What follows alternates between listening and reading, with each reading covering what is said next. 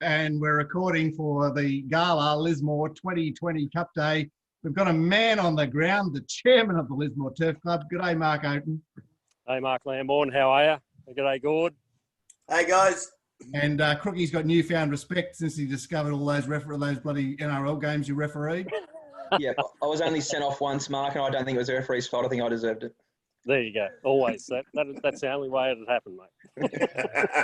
So the course proper's there with the rail out 1.5 metres. It's in position.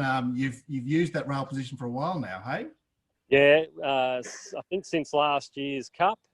It's 1.5 metres from the winning post of the 400, 2.5 metres from there around to the 800. So it should be not as leaderish as usual. So you can see the difference between the that's the runway there that we used to have. So that is just so visible, isn't it? Like how dry that little inside 1.5 is. So, yeah. You can actually see where the rail used to sit there in the green holder there. So it's actually, but the track's magnificent. It's Jesus, green and beautiful. Yeah. What did he say? He said to me today, he said it's good for, they put 20 minutes of irrigation on it today. It's been about 30 degrees here today, so it's been quite warm. It's cooled down a little bit now, but good for, what did he say? Peno was about 4.4. So, mate, it's a good, even surface, actually. So, Chairman's delight. I understand that. And course curator's delight. What sort of action are you having there tomorrow, given the current protocols? 1,100 people on course. It's sold out, so VIP tent as usual, here and here, and then it's all seating around the front, right up to the front there. Yep. And seating, it's all dining setting up in the members area, so a bit of change of the way we're doing things at the moment. So anyway, it's all COVID, or he's got all the COVID protocols in place, so yeah, should be a great day. All right. The card looks absolutely sensational. And just before you go, Mark, and thanks for doing that, and that track looks magnificent. More importantly, how's for two going? I think she's in the paddock at the moment for a week. Yep. So, yeah, no, she's just dynamite just at present. So she's going to Melbourne for the Alinghi on Caulfield Cup Day. Yep. And I think there's a Group 3 fillies and mares race on Victorian Derby Day that he's going to run her in as well. And I did see that she got nominated for the Darley Sprint on Stakes Day. So that might be a little bit beyond her, but who knows? She's stepping up every time. So you never know. Only problem is, they can fall away after the Everest and that before that. So you never know. You might be last one standing. Yeah, mate. We can only hope. Just the real pity about it is I got a sharing a horse that's running on probably 3 out of the 4 biggest days in the Melbourne Carnival, and you can't go. There'd be nothing greater than to be down there out there in the owners' area on one of those days, running around, jumping up and down like an absolute lunatic. So. All right. Well, speaking of lunatics, what's the local hope there tomorrow? What are you going to tip us from the glue factory or Daniel Bowen? Well, I was talking to Scotty, and Owen Glue is very confident about at wit's end in the Ruslan. So, all right. Okay, well, I don't know. It's home track, so I suppose there's a chance, but I think there's a few others in there that are going to give it a run for its money. So, all right. Well, I've got 2 young blokes that have had a good look at this card, so hopefully we've got something suitable for you to post on your Facebook site. Yep. Send around to those interested in getting involved in this. Getting up and about is what they say. the younger brigade. So There's some Monties on the program, and to be honest, this is the best card you've had in the last few years I've been there. I know that you didn't get a huge number of acceptance for the Cup, but the rest of the program has got some good horses in it. Oh yeah, for sure. And we worked hard with the train, like continually pestering trainers from here to Newcastle to nominate. So I think that's paid off. And the real pity is that next week they're opening the Queensland border, and all those that would have come down. But again, I think Gibbo is riding here tomorrow, so that's one bonus. You mean the gun Gibbo? The gun Gibbo, and Gibbo's juniors here too, I think. That's what I was referring to. Yeah. No, I love them both. Yeah. So there's still a couple of pirates running around here tomorrow. all right. Well, we look forward to it, and we'll No get worries. an update from you later as well. That's all good, Moten. So Okay. good No luck problem. tomorrow, and I'm sure it's all set up now, and we're just going to find a few winners. That's it. No worries. Thanks, Mark. All the best, boys. Thanks, fellas. Cheers, Mark. Bye. Okay, right. Well, let's get cracking on this card. I Crookie. think you should just do a quick thing on track pattern. Yeah, Mark. Well, I as I say, I had a look at the last meeting, which was on a similar track condition, obviously the same rail. I've used the 1.5 metre rail for the last half a dozen meetings. And I was quietly reassured by the ability of relatively ordinary horses to make up ground down the outside. I don't know what you've seen, Crookie. You're closer to the ground than I am on these sorts of things. Yeah, it's not to be. Yeah, it being taking the obviously I generally try and prefer the horses that are the line finders than the leaders, and it comes against me at times. But these sort of tracks, northern New South Wales, it's generally pretty much an advantage to be up there and travelling on speed. We saw the same at Coffs. It's generally an advantage to be up there.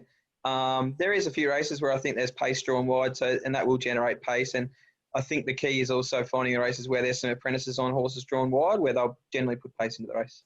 Okay. Like Tom Sherry today on Black Magnum. I still don't get how everyone raps him. He's nowhere near the jockey that everyone thinks. Hang on, that ride on Tricky Gal was pretty good. Like the way he picked through the field there. And Moses in the Red Sea, Mark. Yeah, there's people saying he's like the next, Nash, and like that he's top 5 jockey in Sydney. He's nowhere near that. Nowhere near it. All right. Well, you got anything else to say about this? About what you're looking for, Gord, or are you just looking for? I just think Moten showed us to it just then, and that is that inside close to the rail is like a goddamn highway, and that's out of the equation now. So yes, it's going to be an advantage to be in and up, but not an absolute must, which it has been previously. Yeah, I agree with that, Gord. I agree with that. Okay, well, let's look at race. Or do you want to go through the card, or do you want to start? Yeah, just start.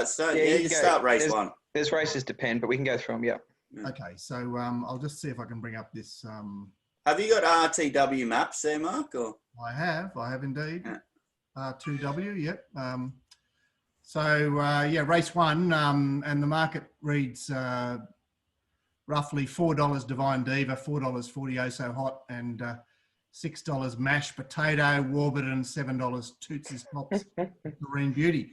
The map has Huey holding the lead. It's up in distance. I think it's had a trial since its last start. And Daunting Warrior going forward to sit outside lead. Divine Diva is obviously a horse of interest because it's the connections Matt Dunn and just had the one run back from a long spell. Found the line at Kempsey. Okay, Crookie, take us out. What are we doing here? Yeah, it's not a race I'm massively keen on. I would be keener on number 1 if M. McGurran was on it. I'm having a real, it's not love-hate, it's just hate with B-Looker. So I'm really struggling to warm to him, even though I found him in a few races today. I think it's probably the horse that profiles best. The other 2 chances I thought were 4 and 5. Interesting to know that 5's in the highway on Saturday, so I suspect it'll probably go there. So Okay. for me, it was 1 from 4, but no real keen to bet. Wow, so Warren Gavenlock, he's going to truck all the way up to Lismore because he's got Ambitious Prince and Co. in the later races. Yeah. And then he's just going to go home on Thursday night and get up on Friday and come down to Sydney. No, I think he's got a set up now at Wine or something like that. But yeah, I don't know. I know that he chased someone for the ride on Saturday for Serene Beauty. So I think he might have been leaning that way. Okay, all right. Gord, got any clarity here? Absolute moral. Number one, Divine Diva. I can't see it getting beaten. It's going to be an advantage to be inside, and we have a look at that pace map. The thing is that it was out of barrier 7 first up over 12.50 last start. It's got more natural early pace than ratings to wins figures there that people are looking at. I suggested Posse's up. I don't have a problem with B Looker because B Looker rode it last start, so I don't think that's a lead from the stable because their primary jockey is McGarren, but they're just leaving B Looker on this. This was a sensational run barrier trial last start. Yeah. It rattled home, extended like a good horse. It was a bunch finish, so you could say that's negative, but that was just a setup run for this race. And the biggest thing in the goddamn world is this thing actually trialled better than a horse called Verbal Assault at Lismore. Yeah. So it's actually trialled on. What did Verbal Assault do? It just went and knocked off Bellucci Babe. It was a $1.50 shot at the provincials yesterday. This horse is set up for it. It's down in weight. It's the best horse by a country mile. It did some nice things winning that race at Mornington before it actually went to Matthew Dunn. It just wins $3 to 1, $4 is a sensational price. All right, Crookie, shall we move along? Because Gord's made that race. I'm with him. It's clear top pick. I'm just a bit anti-Ben Looker, so that's just a personal thing. All right, so race 2 is the 1400 metre maiden, or 14.10 because the rail's out. $2.90 to Chris Lee's horse, Pelgrave. $4 Basendi, who's had a few chances, went around at coughs. $4.20 Don't Tell Dion. And where's my map gone there? That's a bit odd, isn't it? It seems to have vanished. Yeah, so Gord, something here, or is this a buy race? Well, I actually did this race after Crookie had already sent me what he was interested in, so maybe he should take the lead here. Away, Crookie. Yeah, I'll be shocked if 8 runs up if 8 runs up to last start and trial, it'll start favourite and win. It went really good, like its first up run. Yeah. It got scratched at the barrier the other day, and if you watch you can actually get a really easy line here. If you watch that replay, the favourites in the same race, to me, it's chalk and cheese. The only thing against it was the SP, hence why we got this price tomorrow. I think 8 will win. It's trialled since because it was scratched at the barriers, fractures at the barriers the other day. Yep. And the best thing about the trial was they rode it forward. Yep. And it travelled enormous. So I think it'll win. I'm against Pelgrave. I think it's a plotter. It's not much good. Chris is a good trainer. Gibbo's a good jockey, but you're going to have to take a short price, and I just don't think it's any good. Yep. And then Basendi's probably the one with all the, it's had many chances, but it always punches around. So for me, good bet number 8, Don't Tell Dion, $4 plus around. And then if you want, you can probably save on Basendi when it drifts on the day because they'll be in. I think that there'll be plenty of money for number 8. Yeah, okay. So you're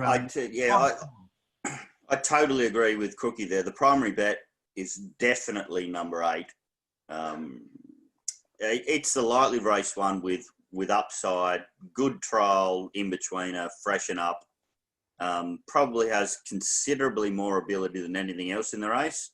And, to take $5.50 about a horse that's the best horse, by what I consider lengths, easy bet to have.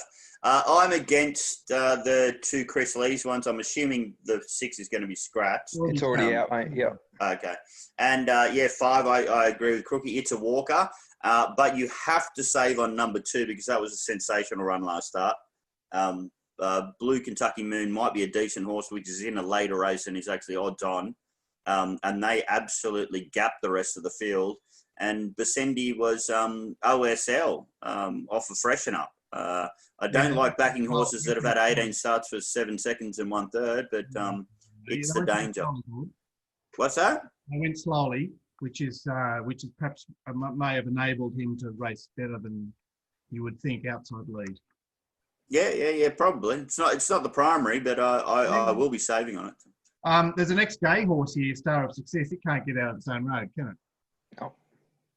And the only other horse, I want to throw King Farouk into the mix there. Yeah, I had it 3rd, because I was obviously so against number 5. Okay, right, excellent. Okay, we'll move right along to the 1210 metre maiden, and here the market is $2.30 Can Excel, $2.60 Sagacious. So Andrew Paramore, the favourite there, Can Excel, which ran at a recent Lismore meeting. And Sagacious, obviously, Matthew Dunn. Gord, do you want to go off first here? Well, I can tell you that it's been backed already. By the way, this is another one where Crookie sent me through his information before I'd done the race. But I actually got a phone call from Irish Dr. Nick about a horse in this race. So Really? there you go.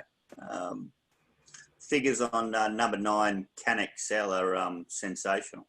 Yeah, okay. So Can Excel, as the R2W map shows it finding the lead. And the other horse that's close to it in the betting, Sagacious, is obviously wide, and they've got it trying to look for cover just off the speed there. Obviously a maiden, so the intel as far as the map is concerned is somewhat incomplete. Look, there's only 2 chances in the race. So the other one is number 11, Sagacious, is that it? Sagacious. Yeah. So It started in Sydney, its first ever start, and gone to Dunn. yeah. I think Snowden, from memory. No, I'm saying it was done all along. I've got some ideas. But, you might be right. Gord may have mentioned it in one of those 2 races. Yeah. The midweek races. There was one race at Rose Hill that day. They called the meeting off after that, and then we came back in distance to Kensington. It's on top for me. So I'm disagreeing with Irish Dr. Nick and Crookie here. If I had seen a little bit more in that trial, I thought it was very pedestrian, but it wasn't necked the whole time. I'd declare this horse. But you know what? Good judges like Crookie and Irish Dr. Nick, they're pretty keen on the other one off the figures. So, I'm a bit scared. A good colleague of yours, Crookie, has pointed out to me that Stephen Tracy, 5 winners out of his last 16, because I saw his name beside this horse and I went, what, M. McGarren to S. Tracy? No, thank you. But he's, found a little bit of form, has he? Yeah, there's a couple of spike people in this meeting, and I'll get to one shortly. And S. Tracy, who the great Michael Cook mentioned to me about 6 months ago, pulled me up and said, Crookie, what are you doing? But yeah, so I've got this on top. It is 4th run, sort of semi-first prep, although there have been space. So I'm not as negative. Does look to get control. Sagacious, worried about the race it come out of. I'm worried about the map. Even the trial, I'd say it's got plenty of issues. If it wins, I'll do my money. Gord will be too good. There's a couple of roughies here that will bob up. I know Gord thinks 2-horse race. But I think if 9 falls over the last bit, there's a couple of closers here that might do something double figures or for exotics for you guys to look at. I think number 6, Bombay Nights, at $15 is well and truly in the race. I think number 7, Exquisite Bell, is $10 plus. It can fit in, sitting behind the pace. Probably maps perfect. And even Tim's Lane at $26 goes from a jockey you'd never heard of to A. Gibbons. So for me, I'm 9 clearly on top and looking at 6, 7 and 4. And if Gord wins on 11, so be it. Yeah, it's a weird one. I did actually look at the side of Tim's Lane there, Crookie, because started out at Ipswich, which I think was too hard. It's 2 trials that done it look interesting, obviously on pretty wet tracks. But then my notes say broke down in the Ipswich race. It's at 48 days since. Yeah, I just wouldn't be surprised. Gibbons on, Chris Taylor off. Yeah, just anyway, it's going to be 30-1. So don't be surprised if it does something late. But yeah, for me, 9, 6, 7, 4. 6 interests me. Right. Okay. Race 4, we're out of the maidens now. 1200 Class 1, and there's possibly a 3-day backer up there in horse 2, the local, but it's got no rider. Blue Kentucky Moon, $1.75. Is that a fair assessment, Crookie? I'll go to Gordy. I think he likes it, so I'll let him kick off. Right. It looks a little bit too short for me, particularly because of that reference we talked about earlier, Crookie, in that horse that's had 18 starts for, 7 seconds and a couple of thirds, Besendi or whatever. Yep. Now, is Besendi an anchor on what price we're willing to take this Blue Kentucky Moon? Clearly, you got a market favourite. What price you market is is up to you. Okay, the map has it holding out Final Kawana, who is just a middle pegger there. Yeah, it was off. Number 4 was actually 33's early markets off no recent trial, and started about $4 off the absolute map when it went straight to the front and won last start. So there was a bit of obviously some really smart, stable or area money for it, which was interesting. Yep. 6-year-old gelding first start. It's interesting, isn't it? Yeah. He's travelling all right, Brett Bellamy. He's definitely on the uptick. So clearly I got Blue Kentucky Moon on top. What price I'm willing to take and whether we've established a little bit of a pattern by the time we get to race 4 is interesting. And the only other horse, I thought it was pretty much a 2-horse race, to be honest. And I thought the danger was number 15 right off, which back in distance is a little bit of question mark, but it's another lightly raced one that might have some ability and was a dominant winner last start in what I think is a weak field. So what are you saying, Gord, about the small margin against Basendi in the Moolumbar race? I said earlier it was a slowly run race that came home quickly. Yeah, well, see, you can take either narrative there, Mark, and that is that the reason why the margin was small was because of the slow pace. Or, you know what I mean? Or you could say... I thought it was a $1.30 chance, and I've never sweated a result harder because it had a lot of flair multis going through the rest of the week, and I thought it was blessed. But that's coloured your thinking, Crookie. See, it has. You haven't approached this objectively here. I know, it's coloured me blue, to quote its name as well, and trying to be a little bit clever. So, yeah, I to me, it was all, but to be fair, it was also 900 to 1200, which is a very hard step to make, as we all know. That's a really good point. Really good point. So I looked could at be it. A Monty. Could be. Yeah, it could easily be a Monty, and it's got the right jockey on it. I sort of said it was probably an evens chance, but can see it starting a lot shorter tomorrow. The two that I'll dribble on something small will be number 7 and number 15. Not a race I want to be too involved in, but I thought those two had the chances for exotics players and probably something small to win in place. So Spirit of Vain has the Canny XL line there too. Yeah, and I thought it beat it pretty well, even though it was big odds. It through the line was pretty good, so I'm happy to sort of still give it a hope. And right off, I agree. I sort of don't like backing trip, but it's drawn soft. It probably sits just behind it. It might be strongest late. So yeah, I can see 6 being truckloaded, and if it is, I'm just going to get a price to be on the other two. Like surely it's a deeper race than it looks, than that market suggests. It's just so funny, mate. They get absolutely smashed in betting some of these horses in the bush, and this profile's like it with McGarren and Dunn, and off the lightly race factor 2 starts a second and a first. It is amazing how short. Like some people pick me up all the time on how short these things start. Like they all seem to line up. Sometimes you just get truckloaded, but time will tell tomorrow. But for me, it's too short at that price, and hence why I'll have something at 7 at $16. Probably gets out to 20s, and 15 will get probably double figures as well. So they're just looking for value there, me. All right, my honourable mention is Pun. It's American Honor. That's number 13. Comes out of a very fast run race on this track, freshened up back in distance. Ray Spokes is in his career best form. All right, race 5 is the first of our features. It's the Untamed, and 1,200 metres again. Looks, well, it does look a wide open race. $4.60 Jules Spirit, who I'm pretty sure is a 1,000-metre horse. Don't know it's double figures with me. Yeah, it seems surprisingly, a surprising horse to sort of stick out in the market there. Obviously, a few $7 or $8 chances. Exclusive 12-feet boy Makina Volante, which is a horse just turned 4 that has had a freshen up from the Grafton Guineas. See It Through is there, and that'll do you. Who wants to kick off here? Yeah, I'm happy to go here. This is the race I'm keenest on for the day. I've got number 4 clear favourite, and it's $7-8 around. Yep. Which I can't see lasting overnight and tomorrow morning. This is the best horse in the race by probably a length or 2. It's lightly raced. Last preparation to put it all together. 3 wins in a row. First up, second up, third up. First up was 1,200 with 59. And I'm not a weights person either, but it's actually down in weight here. It only has to be in touch and it's all over.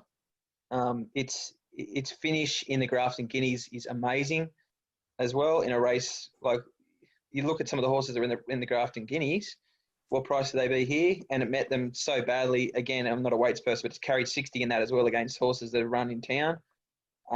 If this has carried any of that fitness through and the track plays fair, seriously, this will just about piss in. Looks a real go-to horse. I mean, you know, I don't know these horses very well, but I came to this horse and I went, oh, definitely perked up. What are you saying, Gord? I think this thing could be a moral. This is what, you know, I don't let markets grey me up, but how the fuck is this $7? Well, I suppose the map there shows a below average speed and no doubt of it being. Mate, look at every run in this whole career. Every run in this whole career is like midweek metropolitan standard as far as I'm concerned. Even look what it did at Hawkesbury that time. That was gone by the Cat and the Snooperstar. Yeah, I think a good man, the great Anthony Don, Titans superstar. He loves his form as well. He's been a fan of it for a couple of preps now too, and he couldn't believe the price as well. He's a good judge. It's irrelevant the no trial too, Crookie, because it never trials and runs well, so it's not a big deal. I think the other horse to follow here in the race, again, it's the same price, $7, and it's flying. Is this Fair Dinkum? It's the map horse in the race. So the two pots for me are 3 and 6. They're both drawn wide, which should create pace. They both go forward horses, and I think they'll be found absolutely gasping for breath at the end of 1200. So Fair Dinkum sits just behind him in the best run you've ever seen. It's flying its last 3 runs. And the great R. Stitt has had 5 winners his last 25 runners, and 9 of those have also finished in the placing. So there's your second spike, and you can multi up the spike with the jockey booking of Stephen Tracy. So that might be the connection together. Any rookie that he's a bit of a soft tracker, Fair Dinkum? Yeah, there probably is that. But if you watch its last, I'm just going off the way it's run, its last few runs, it's just flying, Mark. It's really, really going well. So that's $7. I think it fits in, and also because of the map. So we've sort of probably got the negative map draw with number 4, positive map draw with 7. And the other 2 small mentions for me are Rock and Ruger coming off a race where it's probably going to get back and be last fence, but it was okay late the other day. Yep. And number 13, Blevio, who might go forward again. It's racing okay, 20 or 30 to 1 with Gibbo on for B. Dodson, who's going okay. Okay. For me, let's really get Machina Volante. Home you go. All right, Gord, anything to add, or you've said it all? Fair Dinkum is flying. I actually loved its second to Sid's Footprints at Taree. I thought that was a great run. And look, you cannot discount the lead horse in this race, which is Tall Feet Boy, which is... we won this race last year, of course. Yeah, I've been told I should forgive it, but I haven't forgiven it for a bad run the other day. Yeah, it was a race where they scooted home and only got beaten a length and a quarter. Yeah, I just didn't. I don't know. Maybe maybe I'm too excited about number 4. I can do this. Don't worry about that. I can get a bit overexcited and go off early. But I've been told by 2 guys I really respect to not throw number 2 away. Okay, number 1 seems to win lots of races. What's its story? Yeah, I'm not sure. I think it's run over the top of some sort of ordinary gallopers, but maybe I'm wrong. Yeah, it's got absolutely none. Forget about it. Okay. Back to 1200. I wasn't. It's back. Yeah, back in trip as well. I was sort of a little bit against that as well, but we'll see. It's a trier. This is just an awesome race to bet into. You have Machina Volante going for the national debt, and you save on Fair Dinkum and Tall Feet Boy. Fucking done. And that's not much percentage there in those 3 either. No, 12, yeah, 24, yeah, 38% or something. Yeah. Okay. The next feature is the Resilient, which is the 1500 metre race. And Fabricators now left the Jason Coyle yard. The maps have it leading. I don't know whether that, I don't know how fit he is and whether that's going to happen because he's first up. So they say above average speed. The market is $4.40 Tivoli Street, $5 nothing for the press, $5.50 Lose the Snip, $6.50 Torrens. Another opaque race or not? No, I'm no interest here at all. Harvey Norman for me, interest free. All right, so I'll have to dock you for that one, Crookie. $33 to Crookie. Well, he'll be paying $33. Yeah, I'll be signing up. What any horse of interest here? No, the 3 horses I had a look at and were what were they? 3 Tivoli Street, 6 Fabricator, and 8 Editors. Yeah, Editors, of course, returned well. Tivoli Street, is he? He used to be Chris Waller a long, Yeah, long. Chris Waller. Yeah, in the Vitronite colours. Yeah. All right. Tivoli Street is right stage of prep, right stable, right jockey. Fabricator comes off a Metropolitan run at Canterbury, and Editors is a horse that might have just come back really well this preparation with that win first up last start. With A. Gibbons going on, who's a go-to jockey on the program. So they're the 3 that interest me. And look, a couple of them are quite long. So what are we, yet again, not much percentage there. 550, 20s and 20s.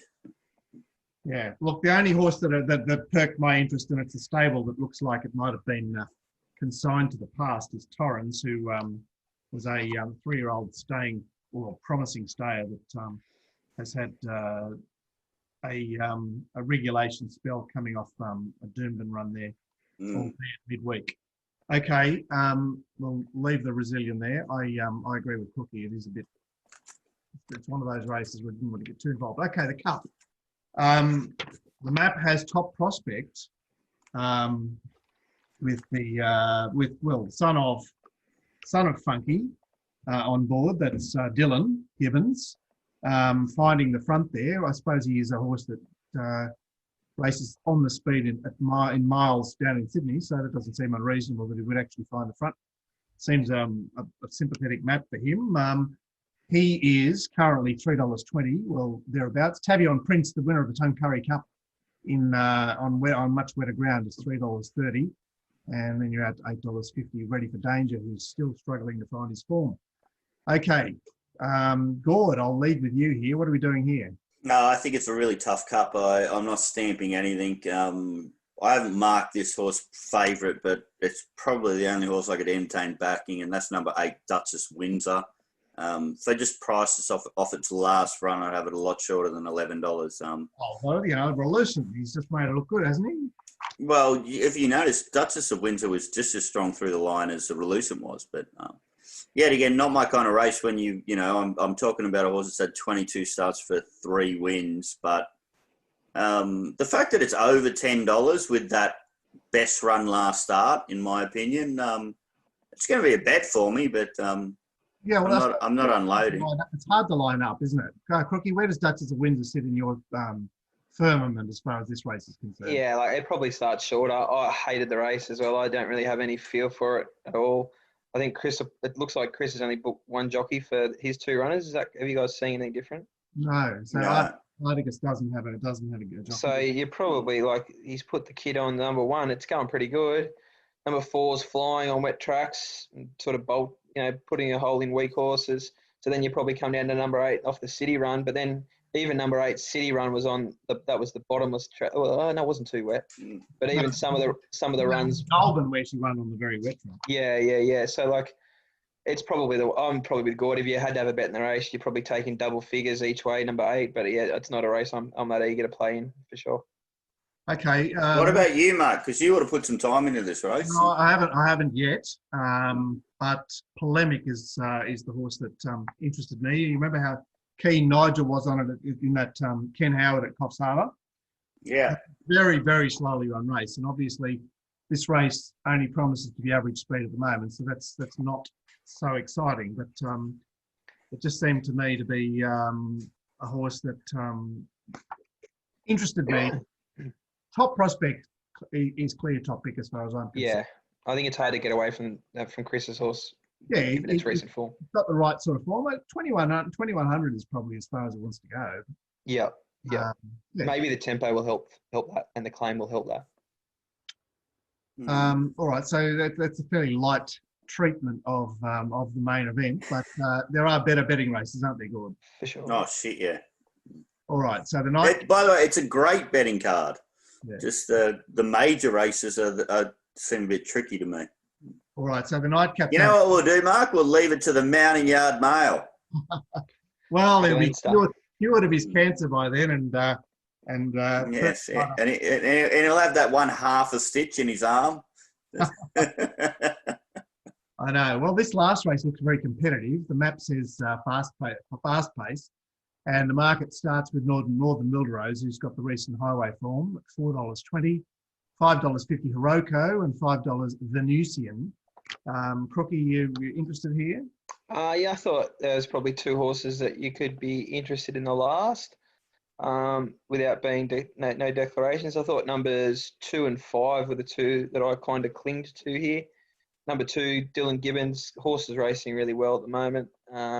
Looks apart from the barrier, but he probably should go forward anyway. It's a go forward horse. I think it fits in really well. Can potentially get. Did it have it leading? Does Paul have it up there? Well, I don't know if you can see that, but he's got, got it now. Northern Windrose. Yeah, so that's OSL. Yeah, I mean it's shading the horse on the inside, so I suppose if you put the pedal down, he could. Yeah, I think the horse on the inside is down the bottom. Yeah, I think it's better than it. I think it's probably the play, and I think the horse that's probably the big improver, and I missed the early price, which I'm a bit shitty about, was number 5, Hiroko, who on its best can fit right in and steam over the top here. M. McGurran, for a stable that sometimes sort of set themselves for these carnivals. And the two horses that it's been beaten by... up here, Cookie. The 2,000 metre runs that are a bit spaced, and then you've got the 11-day back up into this race. Yeah. Drewgate won the other day. They got home quick, and it definitely has a smell about it. Yeah, I missed it, so that gives it another tick to probably get it home to shit me. So I think number 2 and 5 are the two horses I'll be on in the last, and probably I didn't think there's many other chances, so you probably go light the last leg of the quaddie. Okay. Which could be important for us. God, what are we doing? There's only 2 chances in the race, which is 2 and 5. This is the best bracket fucking bet you'll ever see in your whole life. I actually haven't previously talked to Crookie about this one, but I mean, one of them's coming off going forward on maybe an unsuitable heavy track in a highway, which is far superior than this shit, and that's Northern Wildrose. Don't have a problem with it knocking up late, even with being up in distance, because that was a bog track on that occasion. Its previous start was in a highway yet again, where it went forward, and that was on a heavy track. And its first up run, this preparation was a small margin to 2 Big Fari and Tim's Principle. This horse is going really well, this preparation. Easy bet to have. Dylan Gibbons good, and then on top of that, I get CJ Graham off the D Gibbons on. I get a positive jockey change as well. Strong change that. And the other horse that just has some crackerjack stuff, seems like they were 2 glorified barrier trials off the 34-week spell, is number 5, Hiroko. Yet again, it actually resumed, I think, over unsuitable distances against some decent horses in Sylvia's memory, etc. As Mark mentioned, the quick backup. And then, Christ, check out what this thing has done every other start of its career. Other than its 2,000 metre runs this preparation, second to Greenspan in front of Congregate, second to Alternative Facts, third to Shalee's Fernley, second to Eiger. Jesus Christ, it's got some serious shit in its goddamn form, this horse. It's only 2 chances in the race. All right, honourable mention from me for Esther's Rose, which is a roughie that's resuming off a short break and just maps a bit sweetly there. But I agree with your analysis of the two main hopes there. So, is there a recap for this program? Do you want to target 2 or 3 horses or whatever? Oh, well, I won't say anything today, but yeah, Crookie, you have a I'll go. If you wanted to surmise, I think race 2, number 8, which is Don't Tell Dion. Yep. Race 3, number 9, Can Excel, with interest in 6, 7, and 4 at odds. And then in race 5, bet up Machina Volante each way, save on Fair Income. And then in the last, just play the 2 horses in the bracket, Northern Wildrose and Hiroko. All right, great preview for Lismore. Guys, this could be a fill-up this fucking day. And when it's got that feel of this fucking betting program. I'm pissed off. I've got to bet for the syndicate. I want to bet myself. If you didn't have to bet for the syndicate, you actually wouldn't have looked at the program. That's true. And once you guys all fill up, get the boys to. I'll give work a quick plug here. We've got a spring competition going for Punt Club called the King of Spring, where we're going to find the best punters club in Australia. The winners get up to over $15,000 worth of prizes, including hospitality at the races and super yacht on the drink. But yeah, check out punkclub.com. If you want to join that competition, it's free to enter. Cheers. That's fucking massive. Everybody, guys, get out there, get involved. Like all our guys, and our guys will have a really good chance of winning as well. And the way to win it, guys, is all based on ROI. So if you set up maybe a quaddie club for the spring period, it's a good way to win it if you jag one. All right, we might have to put a room from the chat room in there to take the prize.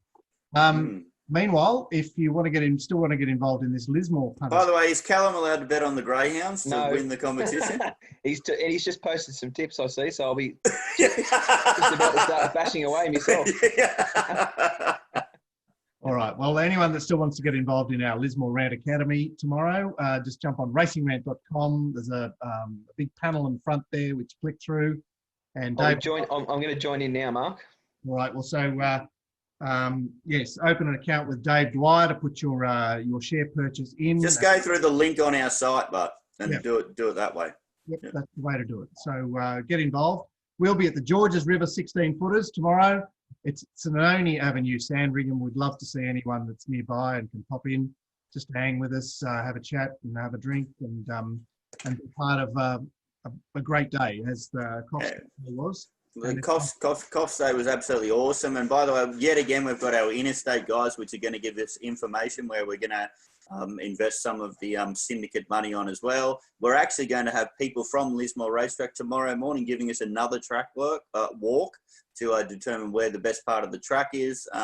And Miles is paying for everybody's drink. So what a Miles champion will come he is. along.